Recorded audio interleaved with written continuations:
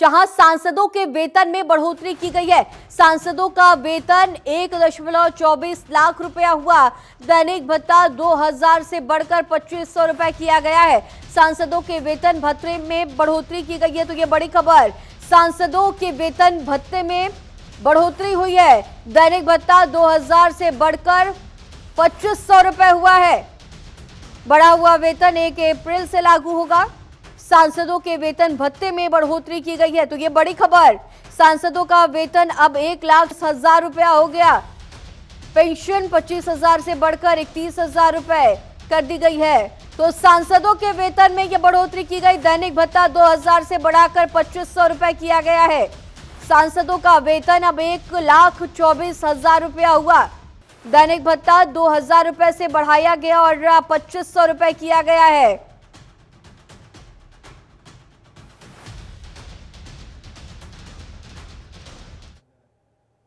और आज दुनिया भर में वर्ल्ड ट्यूबरक्लोसिस डे यानी कि विश्व क्षय रोग दिवस मनाया जा रहा है। भारत दुनिया में सबसे अधिक ट्यूबरक्लोसिस प्रभावित देशों में से एक है। विश्व स्वास्थ्य संगठन के मुताबिक भारत में हर 3 मिनट में 2 लोगों की मौत टीबी के कारण होती है। वहीं विश्व क्षय रोग दिवस पर सीएम धामी ने लोगों से भारत को क्षय रोग मुक्त बनाने के लिए मिलकर काम करने का आह्वान किया। सीएम धामी ने एक्स पर पोस्ट कर लिखा, क्षय रोग के उन्मूलन हेतु हमारी सरकार निरंतर कार्य कर रही है। प्रधानमंत्री के कुशल नेतृत्व में हम टीबी के विरुद्ध निर्णायक लड़ाई लड़ रहे हैं। आइए इस विश्व क्षय रोग दिवस पर हम सभी टीबी मुक्त भारत के संकल्प को और मजबूत करें, समाज में जागरूकता फैलाएं और समय पर जांच कराएं और उपचार को बीच में बिल्कुल भी न छोड़ें।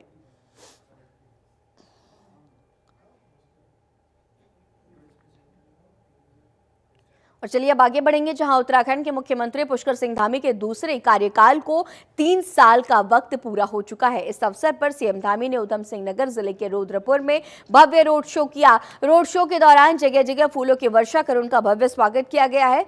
मुख्य बाजार में रोड शो के दौरान स्थानीय लोगों ने जगह जगह पुष्प वर्षा कर उनका उत्साहपूर्ण अभिनंदन किया। सीएम ने हाथ जोड़कर भीड़ का अभिवादन किया। इस दौरान मेयर, विधायक, पूर्व विधायक सहित कई प्रमुख नेता उनके साथ मौजूद रहे।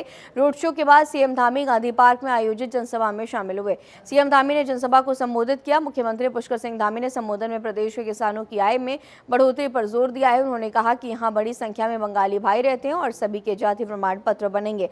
साथ ही 2600 से ज्यादा परिवारों को नजूल पट्टे मिलने की जानकारी दी गई है। धामी ने यह भी कहा कि उत्तराखंड अब किसी राज्य से कम नहीं है। तो सीएम धामी ने विशाल जनसभा को संबोधित किया है।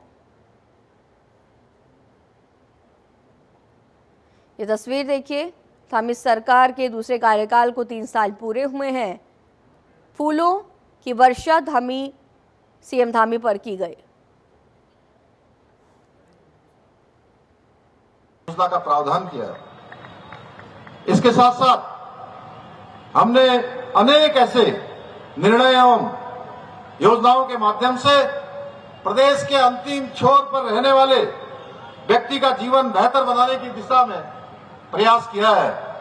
इसके साथ ही हमारी सरकार प्रदेश के किसानों के उत्थान एवं समृद्धि के लिए भी संकल्पित होकर निरंतर कार्य कर रही है।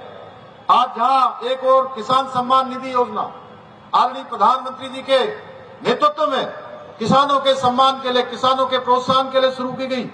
प्रदेश के लगभग 8 लाख से अधिक किसान भाइयों को आज आर्थिक रूप से इसका संबल मिल रहा है।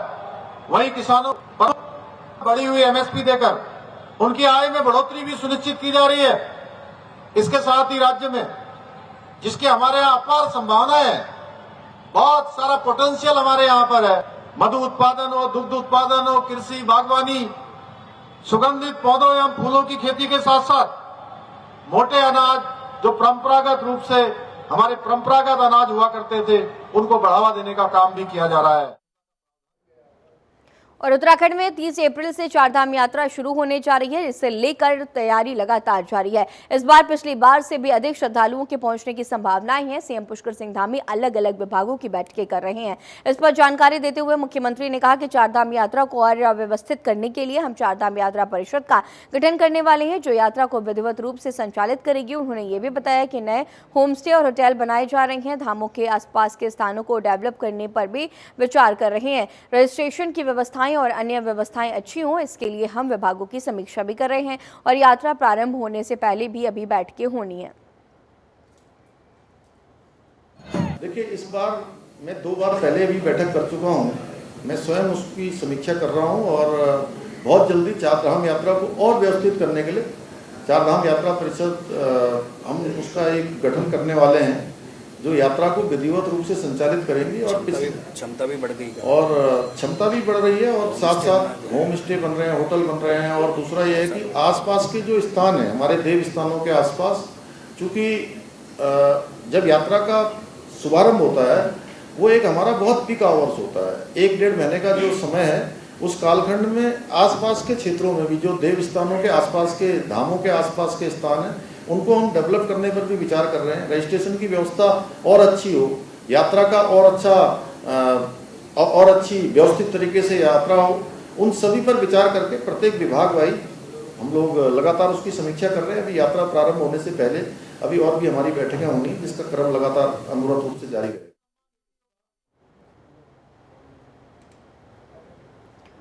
और दुनिया भर में वर्ल्ड ट्यूबरक्लोसिस डे मनाया जा रहा है, जिसके पीछे का मुख्य उद्देश्य है टीबी रोग के प्रति लोगों में जागरूकता बढ़ाना और क्षय रोग के नियंत्रण की दिशा में की गई उपलब्धियों को याद दिलाना। आज इसी मौके पर देहरादून के IRTD सभागार में कार्यक्रम का आयोजन किया गया। इसमें स्वास्थ्य मंत्री धन सिंह रावत ने बतौर मुख्य अतिथि शिरकत की। इस दौरान प्रदेश को टीबी मुक्त बनाने में योगदान दे रहे लोगों को भी सम्मानित किया गया। टीबी दिवस के मौके पर मंत्री धन सिंह रावत ने कहा कि 2025 तक पूरे देश को टीबी मुक्त बनाने का लक्ष्य रखा गया है। उन्होंने कहा कि हमारे प्रदेश में 5000 से ज्यादा राज्यों के गांवों को टीबी मुक्त किया जा चुका है। देखिए, आज विश्व टीबी दिवस के रूप में पूरे देश में कार्यक्रम हो रहे हैं और हमारे माननीय प्रधानमंत्री जी का और देश के स्वास्थ्य मंत्री जी का आग्रह है पूरे देश से और पूरे प्रदेशों से कि 2025 तक पूरे देश को टीबी मुक्त किया। चलिए आगे बढ़ते हैं, जहां कांग्रेस जिला अध्यक्ष मनीष राणा ने बीजेपी सरकार के 3 साल के जश्न पर सवाल खड़े किए। उन्होंने कहा कि बीजेपी का 3 साल नहीं 8 साल का कार्यकाल हो चुका है, जो पूरी तरह से निराशाजनक रहा है। कांग्रेस कार्यालय में कांग्रेस जिला अध्यक्ष मनीष राणा ने पत्रकारों को संबोधित करते हुए कहा कि बीजेपी शासन में संविधान खतरे में है। उन्होंने जिला प्रशासन पर भी सवाल खड़े करते हुए कहा कि अधिकारी भी बीजेपी के एजेंट की तरह काम कर रहे हैं। बहुउद्देशीय शिविर में असंवैधानिक रूप से जिला प्रशासन द्वारा बीजेपी के मंडल अध्यक्षों को बहुउद्देशीय शिविर की समिति का सदस्य बनाया गया, जो कि असंवैधानिक है। जबकि ग्राम सभाओं में चुने गए प्रतिनिधि जो कि प्रशासक के रूप में सरकार ने नियुक्त किए हैं, उन्हें समिति का सदस्य बनाया जा सकता था। मैं समस्त पत्रकार साथियों का तहे दिल से धन्यवाद करता हूं कि आप इस पत्रकार वार्ता में पहुंचे।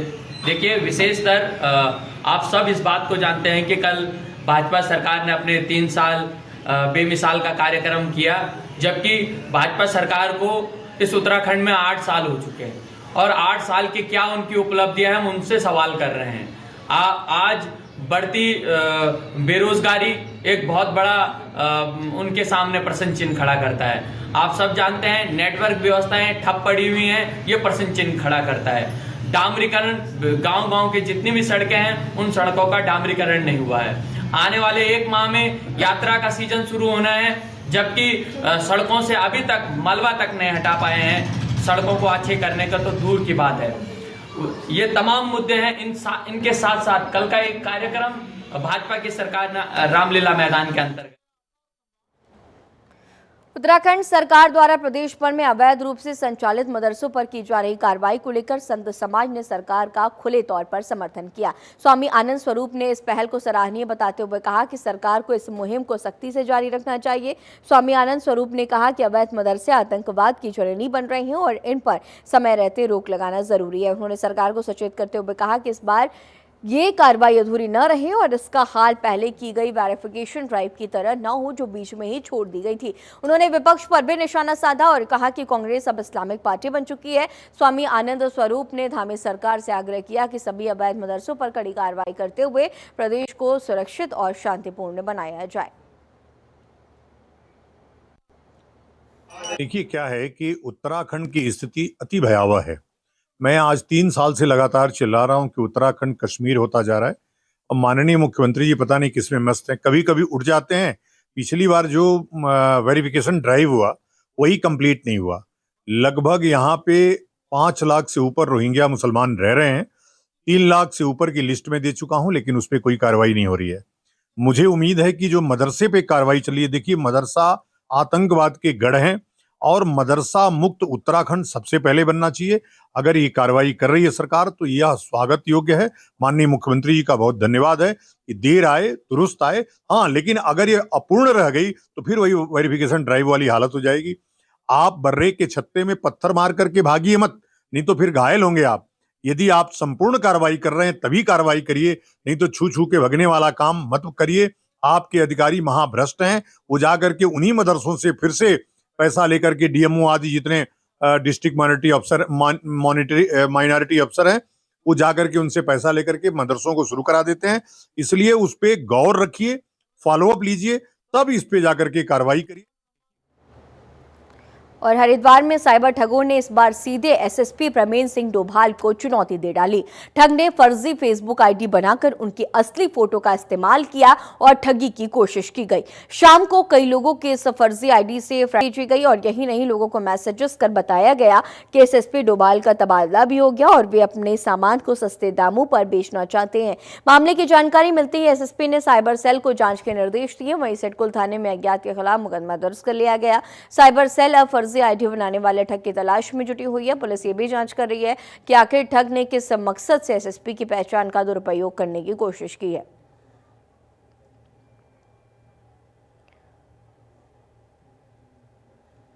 और चलिए अब आगे बढ़ेंगे, जहां बड़कोट में अपर यमुना वन प्रभाग के जंगल में आग लग गई है। आग लगने से धू धू कर जंगल जलते रहे। उधर वन विभाग के अधिकारी और कर्मचारी सरकार के 3 साल बेमिसाल कार्यक्रम में व्यस्त नजर आए।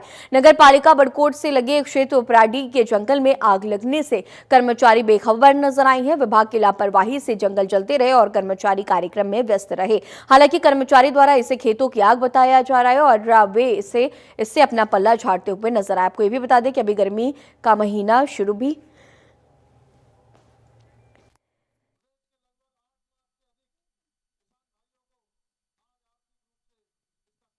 दुर्गा और नवदुर्गे तथा सरस्वती की इसी संदर्भ में, व्यवस्थाओं के संदर्भ में आज यहाँ पर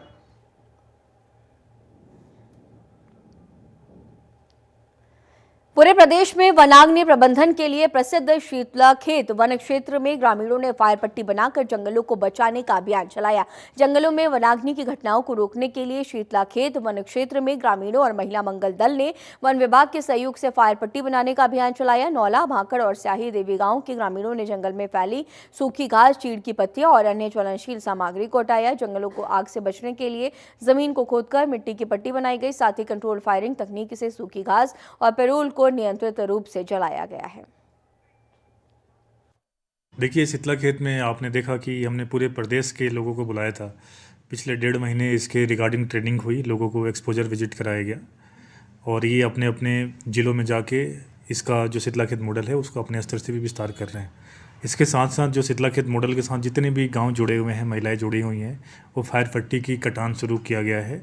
23 मतलब पिछले संडे की बात करें 23 मार्च को, तो आईटीबीपी के भी कुछ जवान आए थे और उनके साथ मिलके विस्तृत स्तर पे इनके द्वारा फायर कटिंग की गई हैं। जो भी वहाँ की महिलाएं हैं गांव के, जो आपने नाम जिक्र किया, और ये फायर लाइनें जो कट की जानी है इसको और अलग अलग रेंजों में भी कराया जाएगा। वो भी लोकल जो सदस्य हैं, महिलाएं हैं, उन्हीं के माध्यम से। और रुड़की नेहरू स्टेडियम में प्रदेश सरकार के 3 साल पूरे होने पर बहुउद्देशीय शिविर का आयोजन किया गया, जिसका शुभारंभ विधायक, मेयर, पूर्व राज्य मंत्री ने किया। शिविर में विभिन्न विभागों ने स्टॉल लगाए थे, जिसमें लोगों को सरकार द्वारा चलाई जा रही योजनाओं के बारे में जानकारी दी गई। इस दौरान लाभार्थियों को प्रधानमंत्री आवास योजना और महिलाओं को महालक्ष्मी किट का वितरण किया गया है। मेयर ने कहा कि प्रदेश सरकार लगातार विकास की नई गाथाएं लिख रही है। धामी सरकार के आने वाले 2 वर्षों में और भी नए आयाम स्थापित होंगे और 2027 में फिर से बीजेपी को जनता बहुमत देगी। विधायक ने यह भी कहा कि मुख्यमंत्री पुष्कर सिंह धामी की सरकार लगातार मोदी मिशन को आगे बढ़ाने का काम कर रही है। हर क्षेत्र में सरकार ने अपने झंडे बुलंद किए हैं। आयोजन आज किया गया। 3 साल बेमिसाल रहे सरकार के। माननीय मुख्यमंत्री पुष्कर सिंह धामी जी ने जो 3 साल में काम किया और उत्तराखंड को जिस ऊंचाई पर वो ले गए, मैं समझता हूँ अपने आप में वो इतिहास लिखता है। सेवा, सुशासन और विकास, सेवा का लक्ष्य लेकर चलें और सुशासन 3 साल दिया है जनता को और विकास लगातार चल रहा है। सबका साथ सबका विकास के मूल मंत्र पर हम लोग काम कर रहे हैं और जो उत्तराखंड में देवभूमि में जो कार्य हो रहे हैं, मैं समझता हूँ कि आज पूरी दुनिया उसको सराह रही है। चाहे वो हमारे यूसी लागू हो, चाहे भू कानून आया हो, चाहे धर्मांतरण कानून हो, उसके अलावा जो काम चल रहे हैं पर्यटन को बढ़ावा देने के लिए और बेहतर रोड से लेकर रेल कनेक्टिविटी से लेकर रोपवे से लेकर सभी जगह जो विकास कार्य दिखाई दे रहे हैं। और रुड़की की बात करें तो रुड़की में भी लगातार सड़कों का निर्माण, पार्कों का निर्माण। देखिए, सेवा, सुशासन और विकास के 3 वर्ष पूरे होने पर ये पूरे प्रदेश में भव्य कार्यक्रम हो रहे हैं, क्योंकि सरकार की योजनाएं इतनी ज्यादा थी, जनता तक पहुंचाने के लिए इस तरह के कार्यक्रम रखे गए हैं। आज इस कार्यक्रम में लाभार्थियों को भी सम्मानित किया गया है, कुछ चेक भी वितरण किए गए हैं। और आप देखिए कि जब से ये उत्तरांचल बना है, ये हमारे स्वर्गीय अटल बिहारी वाजपेयी जी ने ये उत्तरांचल प्रदेश बनाया था, उसके बाद में मोदी जी ने इसे संवारा है। और मोदी जी जहां भी प्रदेश में जाते हैं, पर्यटक की दृष्टि से, अन्य और योजनाओं की दृष्टि से वो बहुत अच्छा जो है प्रदेश के हित में कार्यक्रम लेके आ रहे हैं, योजनाएं ला रहे हैं। और हमारे 3 साल जो धामी जी के रहे हैं, ये बहुत अच्छे रहे हैं, जनता के हित में रहे हैं और सरल स्वभाव के हमारे धामी जी बहुत अच्छा योजनाएं और कार्यक्रम लेके चल रहे हैं जो जनता के हित में है। देखिए, सेवा, सुशासन। और चलिए अब आगे बढ़ते हैं, जहां स्वास्थ्य विभाग आज से जिले भर में विशेष टीकाकरण अभियान शुरू करने जा रहा है। गुरुवार तक चलने वाले इस अभियान के तहत आंगनबाड़ी केंद्रों में टीकाकरण शिविर आयोजित किए जाएंगे। इस अभियान का मुख्य उद्देश्य 12 घातक बीमारियों से बचाव के लिए बच्चों और गर्भवती महिलाओं को टीके लगाना है। खासतौर पर वे लोग जो किसी कारणवश पिछले टीकाकरण सत्र में छूट गए थे, उन्हें इस अभियान के जरिए संरक्षण प्रदान किया जाएगा। स्वास्थ्य विभाग ने अभिभावकों और गर्भवती महिलाओं से आंगनबाड़ी केंद्रों पर पहुंचकर टीकाकरण कराने की अपील की, ताकि जिले में सुरक्षित स्वास्थ्य माहौल बनाया जा सके।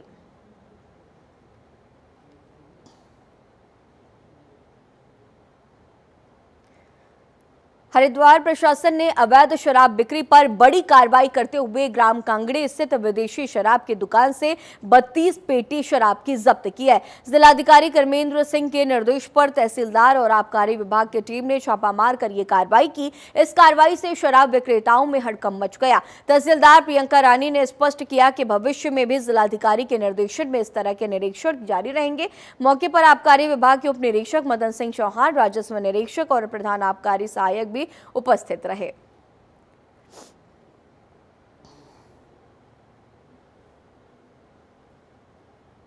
डोईवाला में लच्छीवाला टोल प्लाजा पर भीषण सड़क हादसा हुआ है। यहां एक अनियंत्रित लोडिंग डंपर ने 3 वाहनों को कुचल दिया। घटना में 2 लोगों की मौके पर मौत हो गई है। एक कार पूरी तरह से चकनाचूर हो गया। ये दर्दनाक मंजर देखकर लोग सहम गए हैं। टोल प्लाजा पर मौजूद लोगों ने कार में फंसे लोगों को बाहर निकाला और पुलिस को इसकी सूचना दी है। पुलिस के मुताबिक देहरादून से हरिद्वार जा रहा डंपर लच्छीवाला टोल प्लाजा के पास ब्रेक फेल होने के कारण अनियंत्रित हो गया। इसने 3 वाहनों को जोरदार टक्कर मार दी और टोल प्लाजा के पोल से जा टकराया। हादसे के चलते हाईवे पर लंबा जाम लग गया है। इस दर्दनाक हादसे से क्षेत्र में मातम का माहौल है।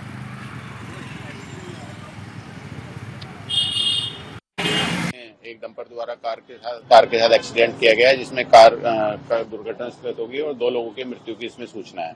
इसमें जो इंटरोगेशन से और अभी जानकारी से जो जानकारी सामने आई है, उसमें गाड़ी के ब्रेक फेल होना भी सामने आया है, लेकिन अभी इसमें और जांच की जा रही है, जो इसमें समस्त कारणों की हम जानकारी। हल्द्वानी के दिल्ली पब्लिक स्कूल में पढ़ने वाले कक्षा 9वीं के छात्र यथार्थ मिश्रा, जो कि पिछले कुछ दिनों से लापता था, पुलिस ने दिल्ली से उसे सकुशल बरामद कर लिया। यथार्थ की स्कूटी और कॉपी किताबें गोरापड़ाव बाईपास के जंगल में चली हुई मिली थी, जिसके बाद से उनके परिजन और पुलिस काफी चिंतित थे। पुलिस ने तुरंत लाई और छात्र को सुरक्षित ढूंढ लिया गया। 20 मार्च को वह रहस्यमय परिस्थितियों में लापता हो गए थे। पुलिस ने बताया कि यथार्थ ने नाराजगी के कारण घर से भागने का फैसला किया था और इसी दौरान उसने अपनी स्कूटी और किताबें जंगल में जला दी थी। पुलिस कंट्रोल रूम के सीसीटीवी फुटेज की मदद से जंगल के किनारे स्कूटी और किताबें जली हुई मिली हैं। पता जांच जारी रखी और सीसीटीवी फुटेज, मोबाइल ट्रैकिंग और अन्य सुरागों के आधार पर यथार्थ को दिल्ली से बरामद किया। ये एक हर्ष का विषय है कि बच्चा सकुशल बरामद हुआ है, अपने परिवार के साथ है आज हुई है और पढ़ाई को लेके डांटने को लेके वो थोड़ा क्षुब्ध होके नाराज़ होके वो चला गया था और उसी नाराज़गी में उसके द्वारा बाइक जला दी गई थी। युवा पीढ़ी को ये कहना चाहूँगा, युवा पीढ़ी और हमारे अभिभावकों को भी, अभिभावकों के लिए ये कहना चाहूँगा कि देखिए एक बच्चा एक गमले में लगा हुआ पौधा नहीं है, वो उसे एक ग्राउंड में लगे हुए पौधे की तरह सोचे, जो अपनी वृहद स्तर पर फुल लेवल पर अपनी रूट्स और ब्रांचेस को खोले और अपने मतलब जैसे कहते हैं कि अपने को और बहुमुखी विकास की तरफ लेके जाए, अपने बेस्ट पोटेंशियल की तरफ लेके जाए। जो हमारे बच्चे भी कहना चाहूँगा, आज बच्चे बहुत सारी चीज़ें टेक्नोलॉजी में सीखते हैं, उसके बाद फिर वो सोचते हैं कि हम ये करेंगे वो करेंगे, जल्दबाजी ना करें।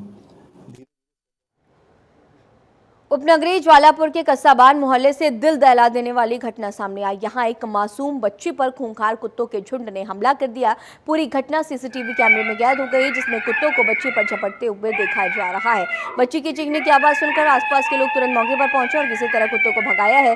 गनीमत ये रही कि समय रहते लोगों ने बच्ची को बचा लिया, वरना हादसा और भी गंभीर हो सकता था।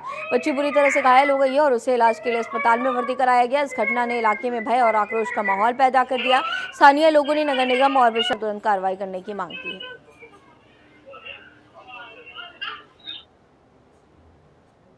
उत्तराखंड के अल्मोड़ा जिले में जंगली जानवरों का आतंक लगातार बढ़ता जा रहा है। ताजा मामला सल्ट क्षेत्र मौलिखाल स्थित पोखरी गांव का है। यहां तेंदुए ने घर में घुसकर 60 साल के बुजुर्ग का शिकार किया। बुजुर्ग घर में अकेले ही रहता था, जिस कारण किसी को बुजुर्ग की मौत की खबर भी नहीं लगी। बुजुर्ग की क्षत विक्षत शव 2 दिनों तक घर में ऐसे ही पड़ी रही। ग्रामीणों ने तत्काल मामले की जानकारी वन विभाग को दी और इसके बाद वन विभाग की फॉरेंसिक टीम को मौके पर जाँच के लिए बुलाया गया। टीम ने घटनास्थल से साक्ष्य एकत्रित किए हैं। ग्रामीणों ने कहा कि उनके गाँव में तेंदुए का आतंक बढ़ता जा रहा है। वो लोग घर में भी अपने आप को सुरक्षित महसूस नहीं कर रहे। ग्रामीणों ने सरकार और वन विभाग को जल्द से जल्द तेंदुए के आतंक से निजात दिलाने की मांग की। विधानसभा सल्ट में ये पहली घटना नहीं है। श्री गोपाल सिंह रावत जी को बाघ ने रात को निवाला बना दिया। गोपाल सिंह अपनी दुकान पर अकेले रहते थे। रात को समय का कोई पता नहीं कि कब बाघ अंदर गया, उनका एक हाथ या आधा सिर खा लिया। और ये पहली घटना नहीं है। हम पिछली बार भी कह चुके थे कि बाघ का विधानसभा सल्ट में बहुत आतंक मचा हुआ है और विभाग को और सरकार को देखना चाहिए। और सरकार और विभाग इस पर सोया बैठा है। आम जनता अपने घर से बाहर आने को मजबूर है, भय है और जानवरों के लिए घास लाने के